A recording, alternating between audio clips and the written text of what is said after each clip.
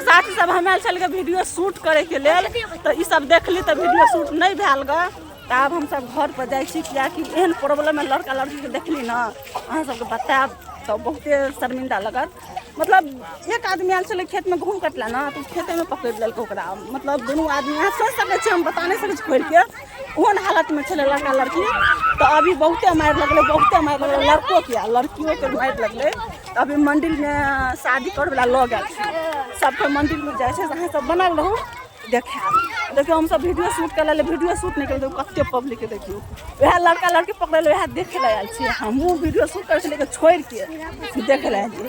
अहाँ सब बनल रहू आ मंदिर में जाए देखबे छे कितने प्रॉब्लम। लड़की तो कुछ पहने होने या लड़का पहने, सारे पब्लिक देखे है।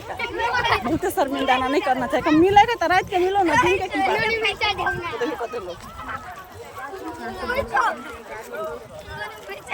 चलो मंदिर में जाए शादी भ जते आब लगे हमरा।